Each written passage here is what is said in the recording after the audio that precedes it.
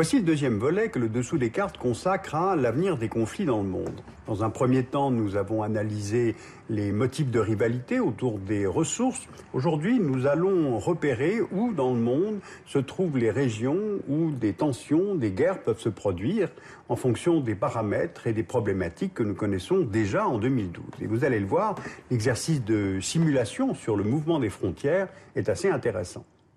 Le dernier livre blanc français sur la sécurité et la défense nationale identifie un arc de crise qui va de l'Atlantique à l'océan Indien.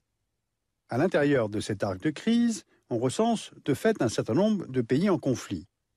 Dans le Sahel, avec les tensions dans le Sahara occidental ou à la frontière entre l'Algérie et le Niger, dans la Corne de l'Afrique avec les conflits au Soudan et en Somalie, dans le Machrek avec les instabilités post-printemps arabe, au Proche-Orient avec la contestation en Syrie, la guerre civile en Irak et le conflit israélo-palestinien, dans la péninsule arabique avec les révolutions au Yémen ou les révoltes à Bahreïn, puis il y a l'Iran qui n'est pas en conflit mais qui est un facteur de tension, et enfin en Afghanistan, au Pakistan et dans le nord de l'Inde.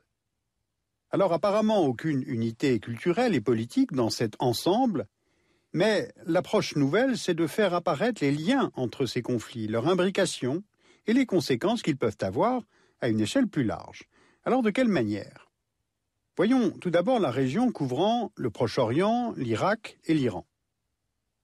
La chute du régime alawite syrien pourrait modifier de nombreux équilibres au Proche-Orient, avec des conséquences sur le conflit israélo-palestinien, sur le déblocage du volet syro-israélien sur le Golan ou libano-israélien avec négociation d'un traité de paix avec le Liban.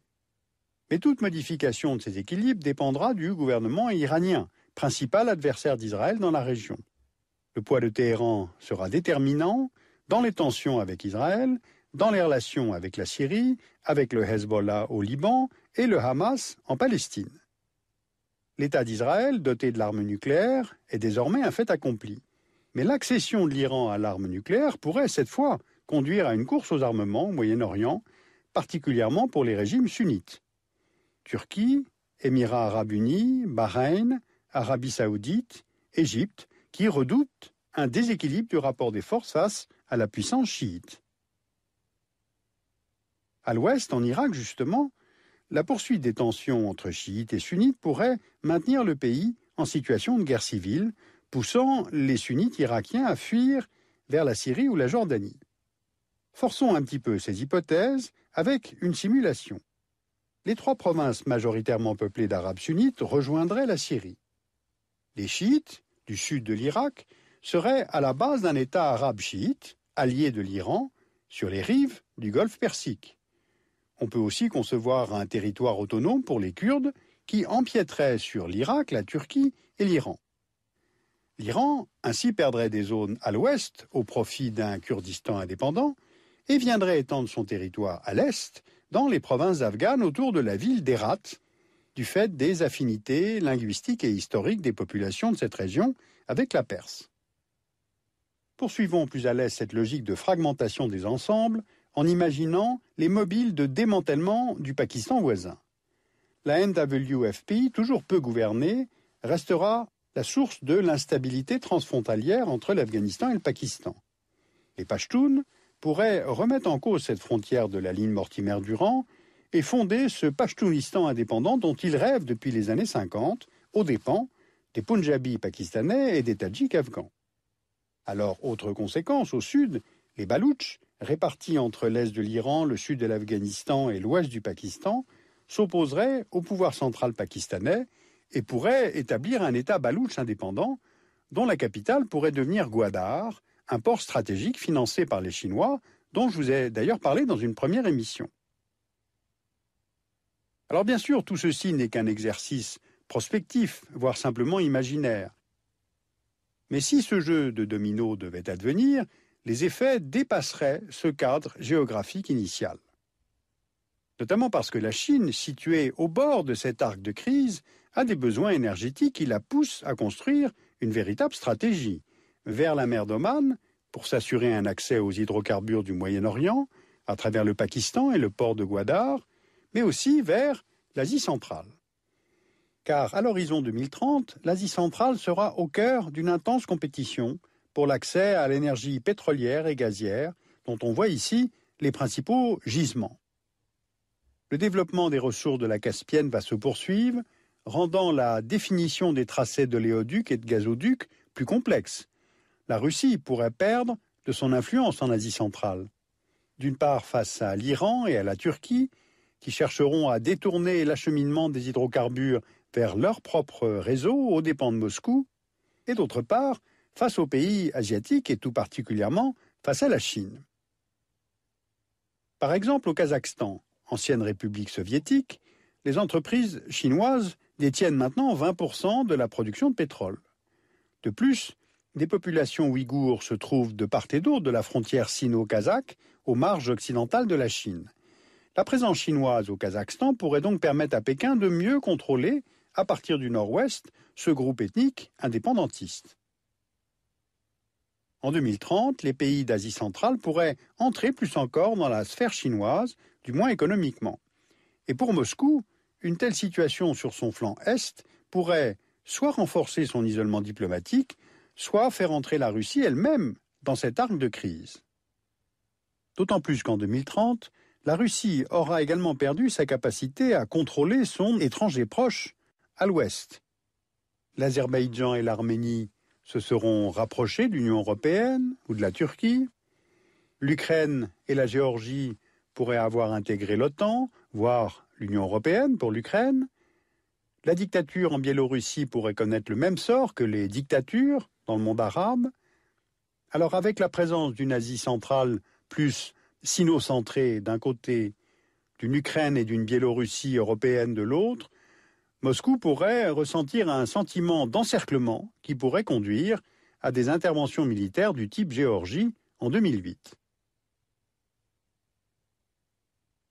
Alors quelles pourraient être les conséquences en Sibérie orientale? Là, des populations en provenance des provinces chinoises du nord-est y migrent, attirées par l'emploi, comme par exemple dans la région industrielle d'Irkoutsk. De leur côté, les Russes émigrent vers la Russie occidentale. La Sibérie orientale pourrait ainsi devenir une nouvelle zone de conflictualité sino-russe. Des tensions pourraient émerger précisément dans la région d'Irkoutsk, point d'entrée vers les ressources sibériennes.